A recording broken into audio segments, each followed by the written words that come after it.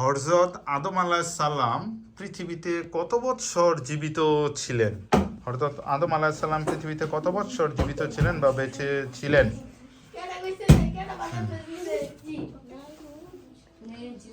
500 বছর, 200 বছর, 700 বছর, 1000 বছর।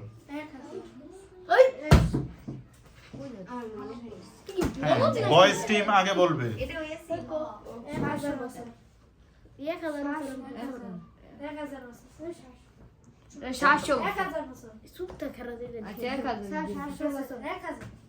একটা বলো।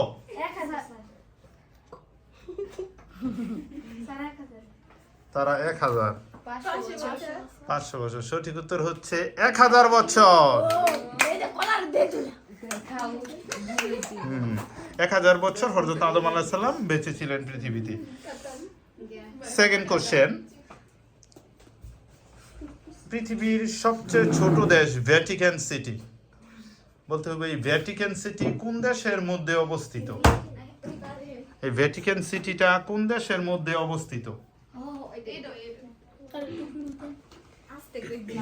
3 অক্ষরের নাম ওই দেশটা। Vatican city.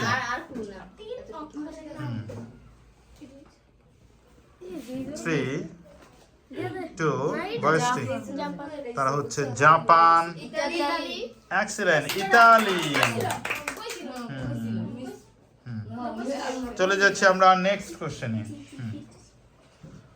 কোন পাখির ইংরেজি নাম অস্ট্রিচ? অস্ট্রিচ বলা হয় ইংলিশে কোন পাখিকে? অস্ট্রিচ। এই পাখি সচরাচর আমরা দেখি না, মরুভূমিতে দেখা যায় বা চিড়িয়াখানায় গেলে দেখা যায়। অস্ট্রিচ বলা হয় কোন পাখিকে ইংলিশে? অস্ট্রিচ। হ্যাঁ, ভয়েস টিম। ভয়েস টিম উট পাখি, গার্লস টিম। এক্সেলেন্ট, উট পাখি।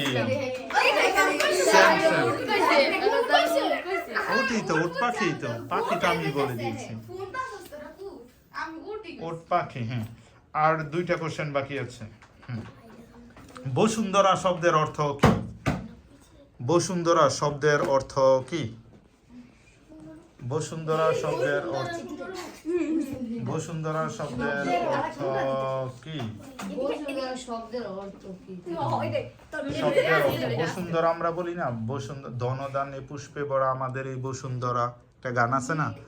বসুন্ধরা অর্থ কি? 3, 2, দেশ বা আলোকিত।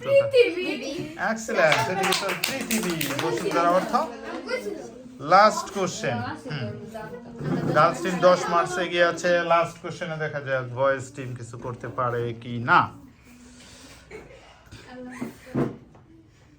পৃথিবীর কোন দেশে সর্বপ্রথম সূর্য ওঠে?